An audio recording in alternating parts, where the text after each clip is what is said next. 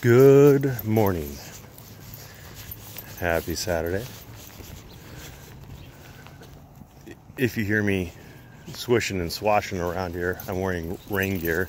Even though the sun's peeking through the clouds, there is still a 30% chance of rain. So you gotta deal with it. I don't like walking in the rain, but if I'm gonna be walking in the rain, I'm gonna be wearing rain gear. Anywho, we were having a lively debate in my Discord last night about Houston v. Hill. It's a U.S. Supreme Court case. Padilla lost, and he lost because he thought that, I don't know, you can just abuse police officers and disturb the peace, and it's a First Amendment protected activity, and I don't think it is. And people think Houston v. Hill says you can do that. And unfortunately for them, it doesn't. The issue in Houston v. Hill was whether a statute was unconstitutionally overbroad. What that means is it's so broad that it can catch unprotected speech as well as protected speech. And that was the issue.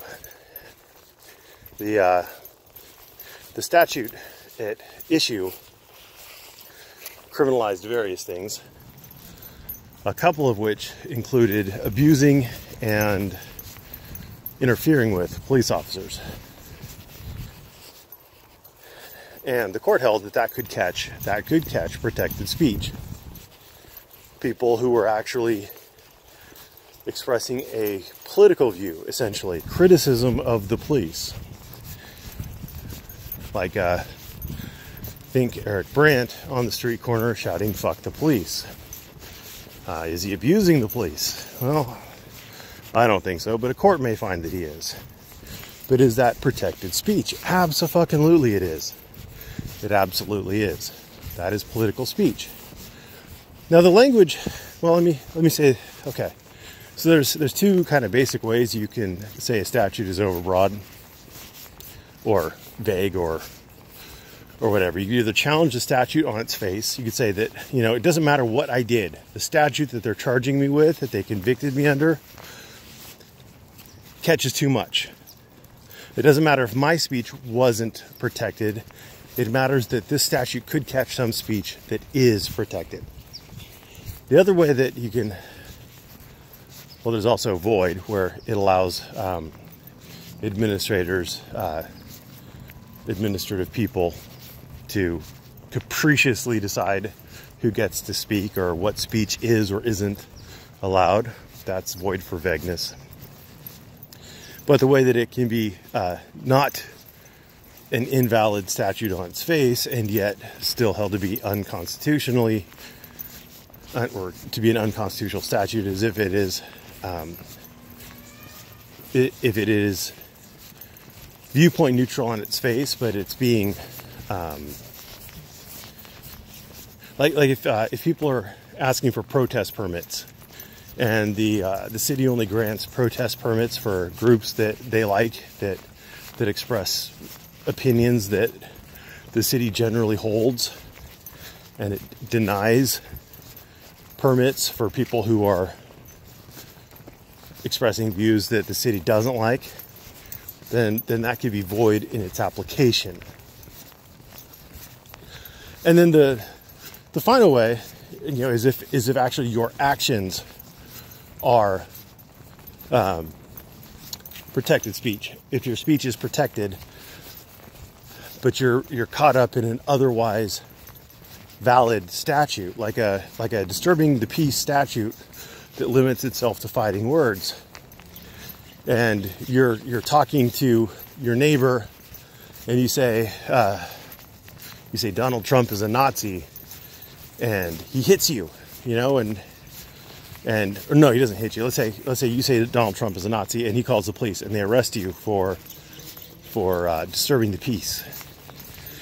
Well, you've expressed a political view, or if you're going to get too hung up on Trump, then insert say Hillary killed people in Benghazi or whatever. You know, insert whatever language you want so that your political spectrum is or is not represented. Whatever, it doesn't really matter. The point is that it's protected speech, and if they try to wrap you up in a statute that bans fighting words, the statute's still valid. It's just the application to you was invalid. I hope that all makes sense. So Houston v. Hill was saying the statute was invalid because it was overbroad. So it wasn't any commentary on his speech. It was commentary on the statute. Now, the language that's cited in it is, they cite a concurring opinion in dicta. A concurring opinion is dicta, but it was cited in dicta as well. That said, maybe, perhaps, officers, because they're trained to take this kind of abuse, then any statute that prohibits that kind of language against them would have to be more narrowly focused. Tons and tons and tons of qualifiers in there, but it's dicta. And it's going to stay dicta until it is written in an opinion in a position where it is not dicta. The court wasn't ruling on fighting words and the police. The court was ruling on a statute. That's the difference. So because the court was ruling on a statute and they were determining the constitutionality of that statute, you can draw extensions of what to look for in a statute that would make it void for being overbroad. But it is still just going to be a guideline for those statutes. It is not saying that fighting words don't apply to the police. I have seen some court opinions that seem to state that. I haven't really gone through them, but I've seen some in California that appear to state that. Now, I just want to make it clear that I think that fighting words is a stupid concept, and the court really screwed the pooch when they came up with it. Chaplinsky, I think, is a retarded decision. It was an absolutely 100% retarded decision. It makes it sound like words can justify violence, and words can't justify violence. So it was a retarded decision, and I would love to see it go away as it applies to everyone, not just the police.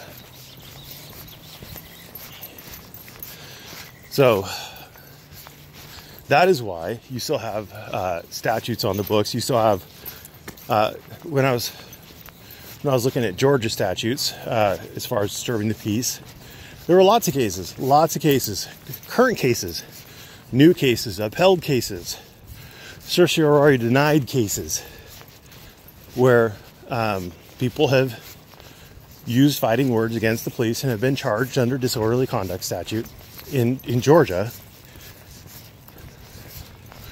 I mean, if you think Houston v. Hill stands for that proposition, you may question why it has not been universally applied across all the states, and why the court didn't just outright state it. The court could state. They have a marvelous grasp of the English language, and they could simply state that fighting words don't apply to police because police are trained to deal with it or something. I don't know. Although that would cause a huge problem, because now you have started a standard where you look at the speech of the speaker, but now you also have to take into account it's got an itchy ear. Now you also have to take into account the ability of the listener to deal with that kind of speech. And that gets into some pretty muddy water too. That's like sexual harassment laws in the workplace. I hate them. I think they're retarded, because it doesn't matter what you say.